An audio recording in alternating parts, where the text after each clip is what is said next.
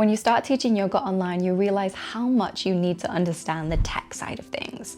The cameras, the microphones, the lighting, all of it. And it's unlikely that your YTT prepared you for this, so you're having to teach yourself. And that is why I'm here to help you, because I taught myself all of these things about 7 years ago and I found it really hard. And it didn't need to take me 7 years to get to where I am now if someone had have just explained it simply. Because there's so many tutorials out there, right? That just overcomplicate cameras. There's this setting that does this thing and there's this, and what's important for me? What do I actually need? And this is one of the big questions that came up in our group coaching session the other day. Someone asked, what are the most important things when I'm filming? You know, if there were just 3 things that I needed to ensure that I've got set on my camera, what would those be? So I thought, let's include this in a video so that I can help you create better quality content. So from my experience, the number one thing that makes the biggest difference is manual focus. This is because although autofocus is great, autofocus can't always be relied upon because autofocus tracks your eyes. So right now I'm using autofocus and it works really well because I'm not moving too much. My face is staying facing the camera, so it's easy for the camera to track. But as soon as you're in a yoga pose, say downward dog, and you turn your head away from the camera loses that point of reference, so it can't track. And what you'll probably find is when you're using autofocus, halfway through the class, you're blurry, or at different intervals when the camera has lost the ability to track your eyes, you've gone blurry.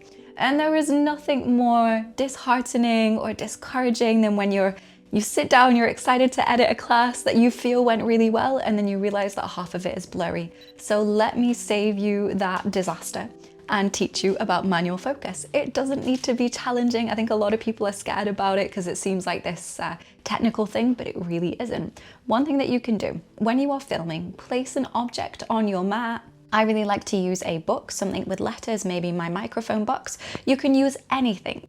A tripod, for example. Place it on your mat, and that will be the thing that you are going to set the focus to, because that's where you are going to be when you are on the mat. Then make sure that you get all of the edges of that object or the words on that book really, really sharp. You can do this by turning the focus dial. It's normally at the end of a camera lens, and you will just turn that slightly and you'll see the picture coming into focus or coming out of focus.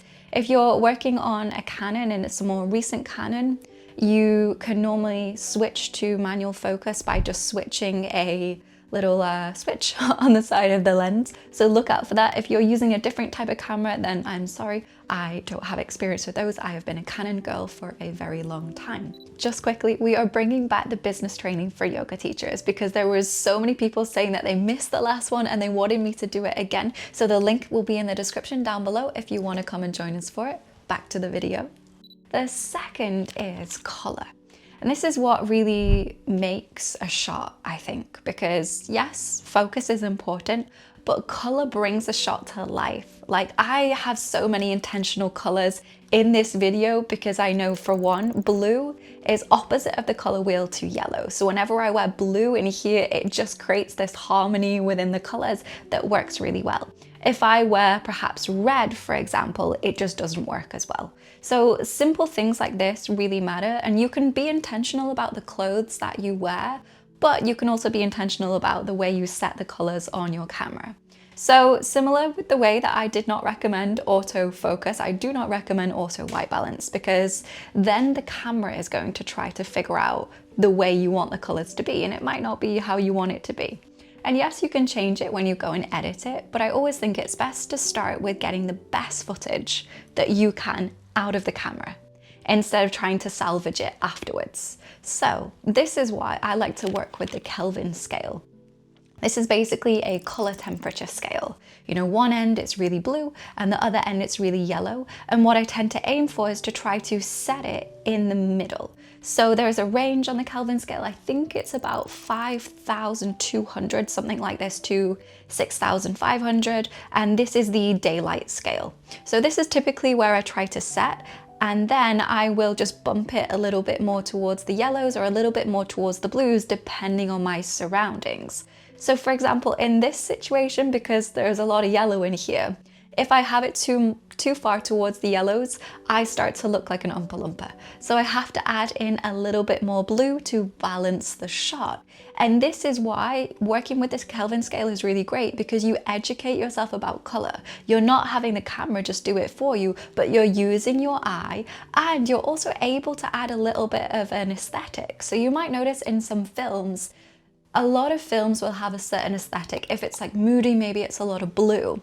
If it's happy, maybe it's a little bit warmer. It really depends on what that director wanted, but they are often using the Kelvin scale to add in more blue or to add in more yellow. So this is how you can do that too if you want to push a certain aesthetic, or if you want to just keep it natural like I tend to do, you can stick within that daylight range depending on what works best for your skin, the tone of your skin, and the clothes that you're wearing, the backdrop that you're in. You can just alter it within that daylight range. So then we get on to tip number 3, and this is exposure. So this is how much light or how much darkness we can bring into a shot. So if you are in a situation where you have no light, you are struggling to make the shot look bright enough, you may need to bump up the exposure.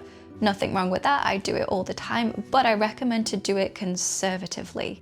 So instead of just going all the way and adding in so much light, because I think we often think that the brighter something is, the better it looks. It's not always the case, because as soon as you start introducing more light, you also start introducing more grain, and you can't take that away. When you edit it, you can't smoothen that out.